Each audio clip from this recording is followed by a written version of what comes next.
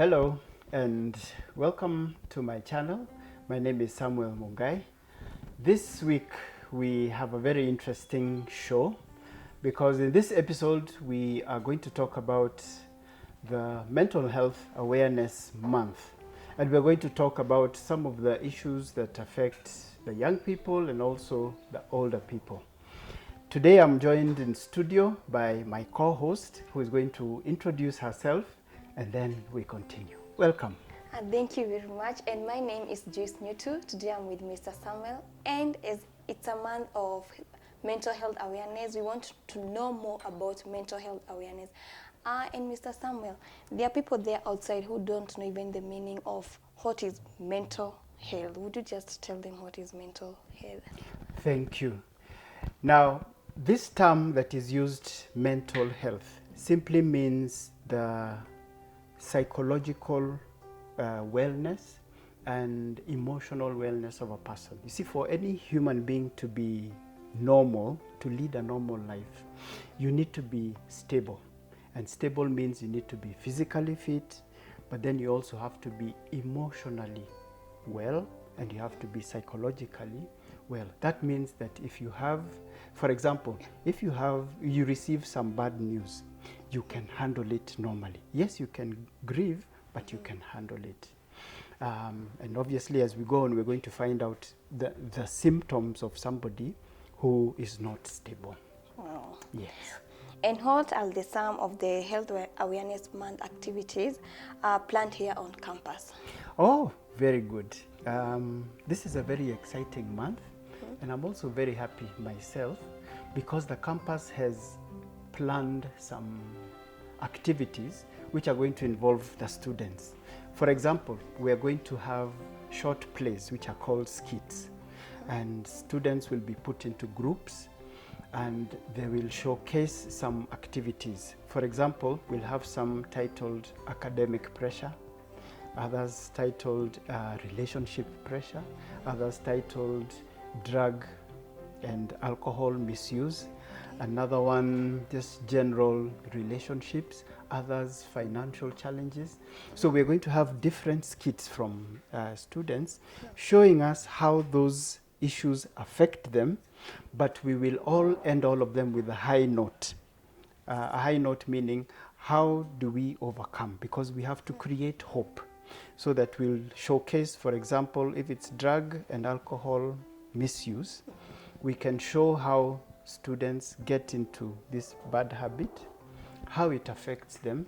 Obviously, that affects your relationship with your parents, it affects your academic work, you misuse your finances, but we're going to show a positive side of it. For example, such a student went to get help or counseling, and now they have recovered, and now their grades have improved. So in all of them, we're going to make sure we end on a high note so that we can encourage the youth that wherever you find yourself in a mental health situation, there is hope. Wow. Yes. Wow, that's very interesting. Yes. And outside, people say that mental health mostly affects the youth. Does it mostly affect the youth, or it is both? Oh, no. Mental health is a condition that affects everyone, the older generation and the younger generation. The only thing is that it is more prevalent in the younger generation. But I can give some examples of mental health conditions that you find in adults. For example, you may find adults who consume alcohol every day, or even drugs. Now, not everyone even knows where to get help. And mental health sometimes carries a stigma, a social stigma. People fear coming out to get help because the society, we live in a very judgmental society. The society can judge you, whether you're a youth or an older person. And people don't want that social stigma, so people hide. That's why many people don't go for help. So many adults are going through a lot of challenges. For example, work related. These days you may find many people losing their jobs. Now, when you lose your job, if you have not been prepared well, it will affect you psychologically, because now you've lost your source of income, and you have needs as a person. You have needs for the family, and then you find yourself in this situation. That's why you find many adults, when they're in this situation, the little money they get, they first go and drink. There are other signs you may find with adults, like very bad temper. You may find somebody at home is always in a bad mood. Those who live in a marriage, you find that this man is always very harsh to his wife and to his children. And these are the kind of people who are angry throughout. And you wonder, what is wrong with this person? They are angry in the morning when they wake up, even before they leave the house. When they come home, they are banging doors. And everybody knows there is a problem, where you find children running away, his wife running away, even the cats that escape. People know there is a problem. That is usually a sign that this person is going through some psychological issues which he or she has not managed well. There are even cases of financial stress in the older generation, where you have so many financial overheads and you don't know what to do. Because, for example, you may find that your family depends on you, your immediate family, and you're also looking after, say, a sick parent. Now, when you're looking after a sick person, it affects you psychologically. And that's why we are always told to seek professional help, especially when you're taking care of a sick person. Because if you're not sick yourself, it affects you psychologically. Because it's going to drain you psychologically, and it's also going to drain you financially. So those are some of the things and signs that you find in adults. Yes. What about in youth? Oh, in youths, I would talk about, because I am a lecturer, I have found, or I have encountered many situations or many signs that all is not well with my students. So I can share some of the things that I have seen in my journey as a lecturer. You might find an extreme mood swing. By that I mean, you may find a student who comes to class and appears normal, but after a while you find them either shouting or crying. For a very small matter, maybe they've had a discussion with somebody, a small disagreement. Their reaction is very extreme. Then you find that there is a problem. You may also find a student who keeps leaving the class, like going to the washroom, but they keep going out a lot. And you find that they are not concentrating. That could also be an indicator that they are not stable and there's something disturbing them. Others react out of pressure from home. Some of our parents and people in my generation don't handle their relationships with their children very well. So you find that there's a lot of unnecessary pressure on a student or a learner. Maybe pressure to perform well, or not giving them adequate money. Then you find this student has pressure. They are unable to meet their needs, especially like those who live in hostels. I've had an encounter with a student whose parent was neglecting them, and they live in a hostel off campus. So you find that this student doesn't even have enough to live on, or to buy food and for their personal expenses. So you find such a student, their reactions and their relationship with other students on campus is not very good. So those are some of the indicators that can show that all is not well. Last but not least, I have had many occasions where students come to class drunk or under the influence of something. And you can tell, like for me, because I've trained for a long time, I can spot a student who has that kind of situation. So we don't usually confront them. We allow them to sit in class, but after class, you will obviously reach out and find out what is the problem. Then you'll always find out that this is a psychological or emotional issue that they have been unable to handle. There's usually a bigger problem that has not been handled. Okay. Yes. And Mr. Samuel, you've just spoken of one of the signs that happens to youths. It's when you see a student moving out of the class each and every time. Yes. What if the student would be having a problem, maybe? Yes, okay. That's why I said, as a professional lecturer, you're not quick to judge. Yeah. So I will take note of that, and then I will ask you after class. Yeah. I will come and ask you, by the way, are you all right? Do you have a running stomach? Is there a problem? So it's very important for even the lecturer to take their time to find out what is the problem. And when you approach a student, usually they will tell you the truth. They will tell you, no, I was having a stomach problem. That's why I kept going out. Or if they don't tell you and they start dodging, then you know there is a problem. Yeah. Because in most of the time, as we said earlier, mental health carries stigma.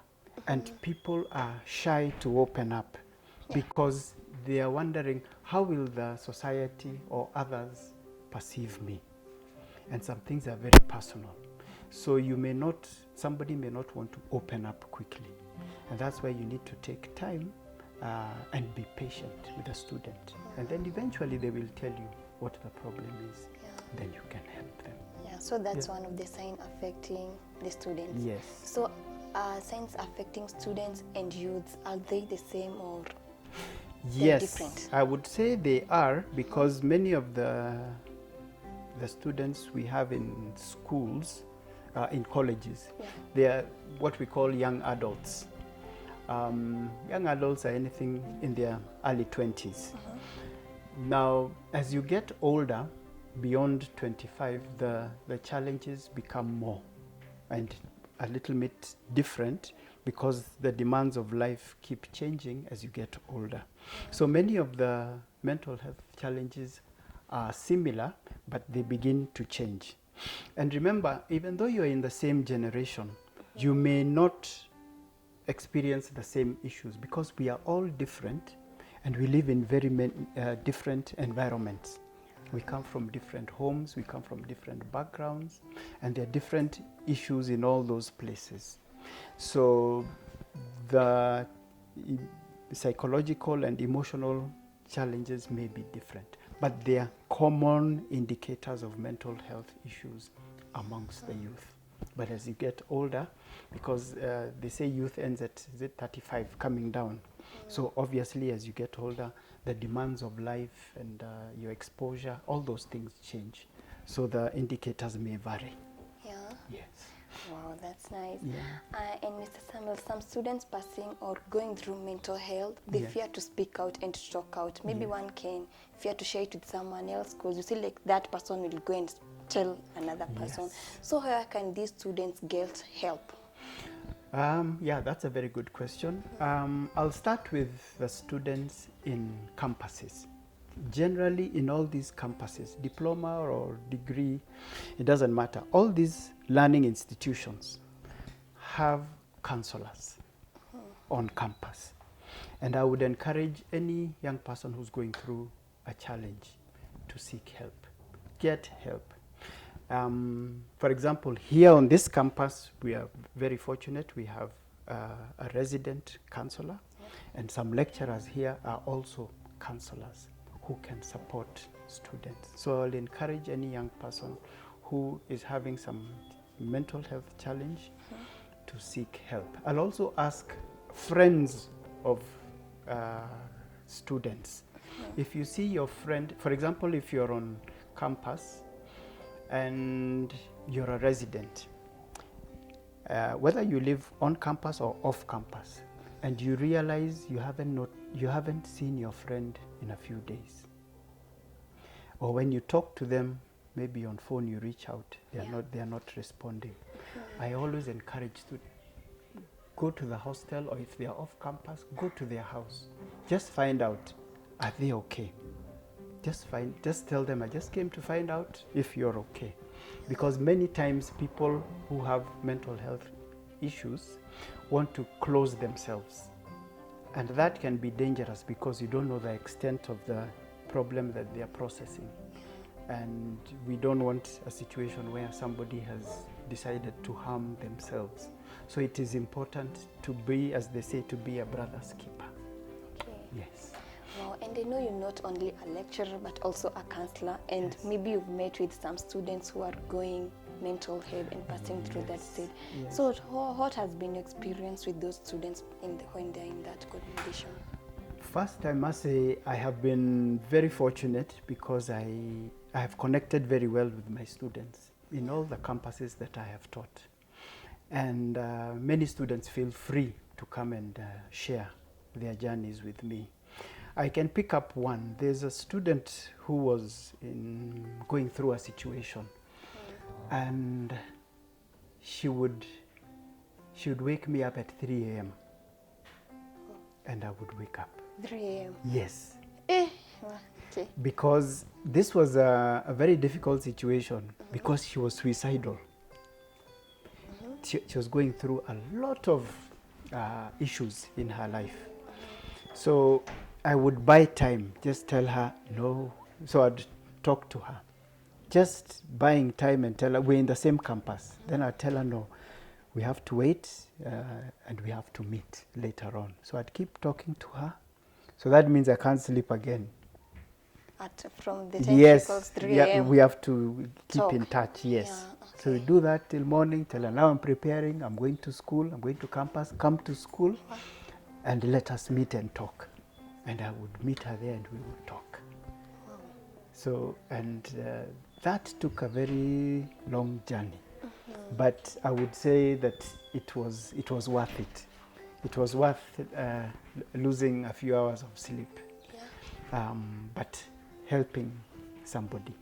So yeah, it is a humbling experience.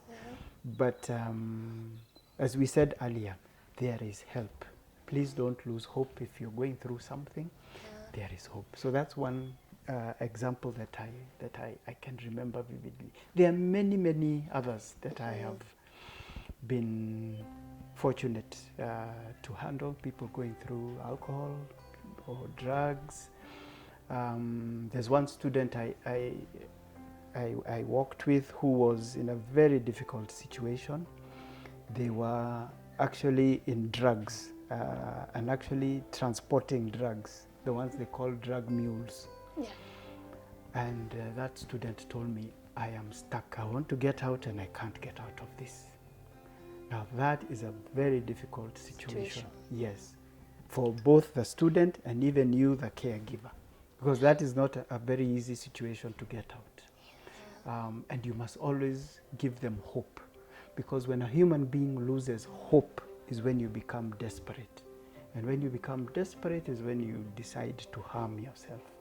So you must always be close to that person so that they do not lose hope. Wow. Yes. And they later come out of that condition. Yes, eventually we came out and it was very, very difficult. Yes. And what would be the advice that you would give to adults and even the youth and also the students who go some issues they pass in life and they see this is a difficult condition, they see like they can't move out of that condition? What is your advice to them? I advise everyone, whether you're in the older generation, our generation, or the younger generation, I want to tell everyone that there is hope.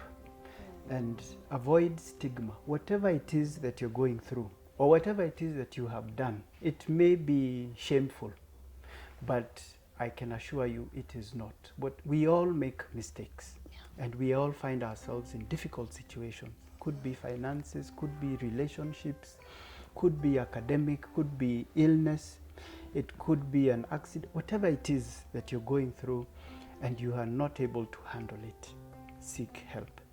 And those of us who live with others like students or in families, I'll also encourage those. Keep an eye on your loved ones or your friends. When you find that something is not right, talk to that person. or get help on their behalf, if especially they are becoming desperate and they are about to harm themselves. Get help for them, because when people get desperate, they feel that they don't deserve help. But that is a personal decision they make. But it's good for us to come in and help, because by that time they need help. Wow. Yes. Oh, thank you very much, Mr. Samuel, for having that discussion of mental health. You've encouraged us and we've learned a lot of things. And this being the month of mental health awareness, I like the month very much because we learn a lot of things. Yes. Thank you very much. There we are. This is Mental Health Awareness Month, and these are some of the discussions that we are going to have. Continue subscribing, send your questions, and keep it here for more content of this nature. See you soon.